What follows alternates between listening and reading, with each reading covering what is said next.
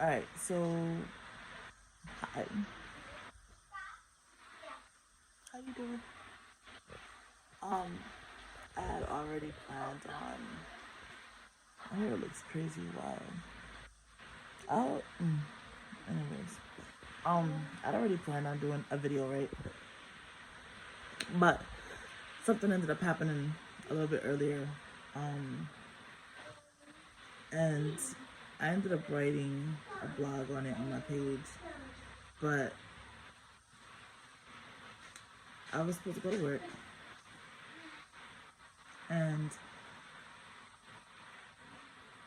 I ended up having a call out because Beba was having one of her breakdown suicidal moments, and when that happens, it's really draining and tiring, and I have to like be on my A game, in other words. So I can't allow like my own conditions to get triggered.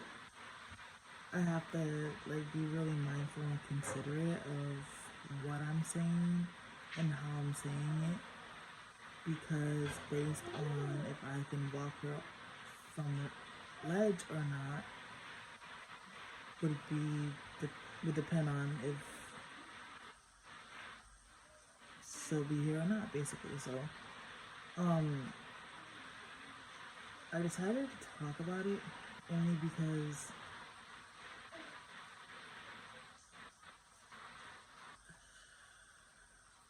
I'm suicidal as well, but not like her. But I decided to talk about it because, like I said, it's really draining. As a parent who already has mental health issues, it's really difficult to stop, but it's really difficult to stop yourself from losing all tranquility and peace and calm, and not allow yourself to rip somebody else's head off, especially when all you want to do is, ooh, rip the head off real good, but you know you can't. And then everybody's mentals are different, so some people can handle more things than others. You have to be real cautious, you know, how you say things, how you treat things. Some people you can just be like, whatever, do what you're gonna do, and they're not gonna do anything. Others, you know, anything that you say can be the factor on if it happens or not.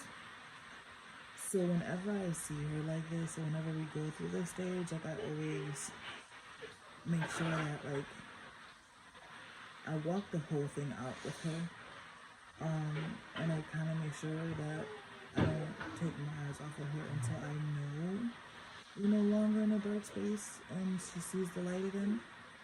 But for me as a parent, it is draining because I ask myself sometimes, what the hell am I doing?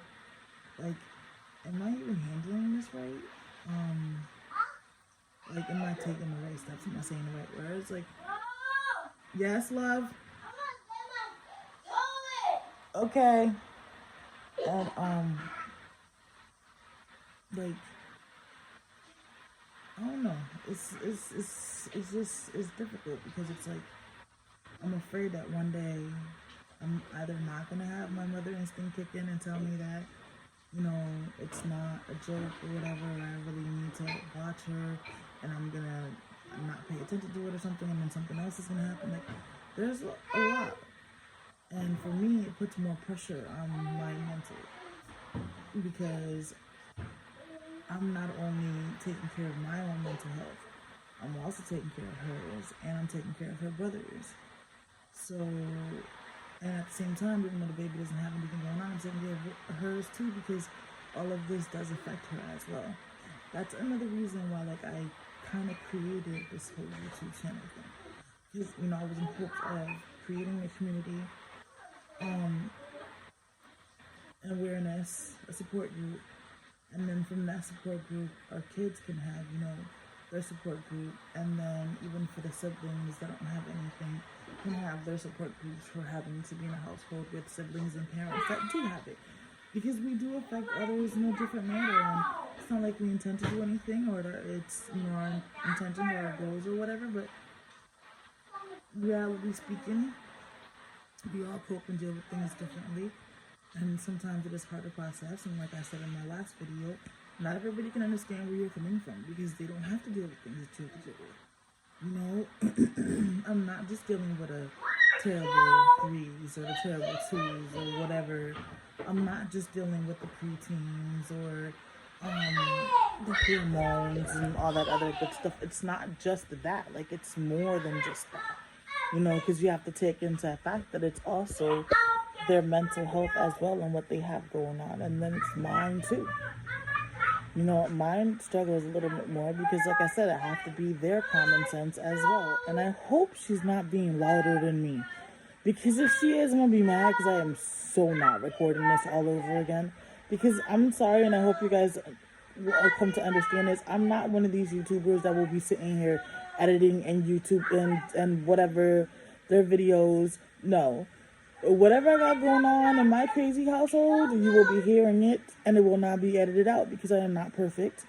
I am human, and my kids are human, and we all got our own shit going on, and I didn't create this channel to make anything seem perfect because my life is definitely damn sure as hell not perfect.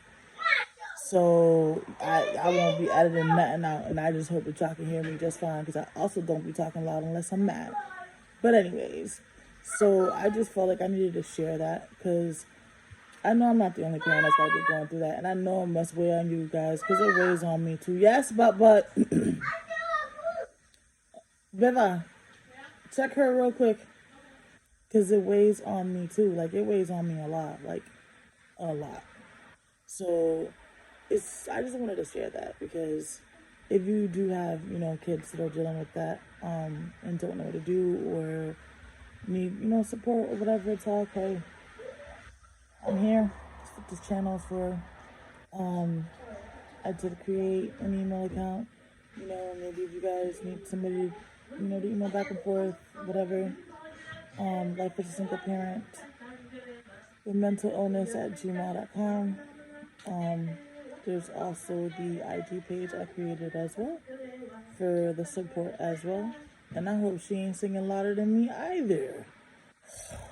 But anyways, just wanted to throw this short little quick video about that out there because between mental health and suicide, they're no jokes. Some people be joking and playing around with it, but that's not a joke. It's not a game. You never know who you're looking at or who you're playing with, and they could be struggling with it and dealing with it. You never know. Like I tell my kids all the time, there's no promise and no guarantee that that person's going to wake up after that last hate you or fuck you told them. And then let's say they didn't wake up. That's going to be the last words that you will ever remember about that you told that person. That's going to be your last memory. How are you going to make amends with that?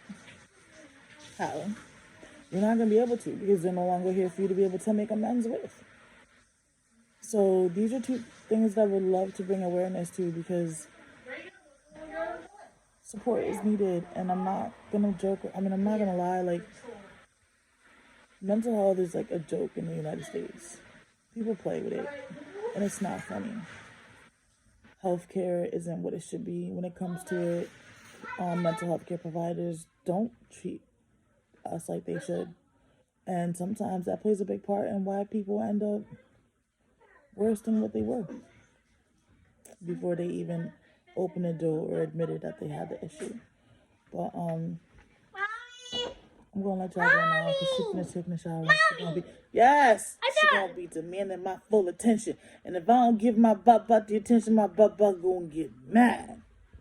Right, butt? Yeah. Give me a kiss. Mwah. Well, she gave my viewers a kiss, whoever cares. Bye, Bubba.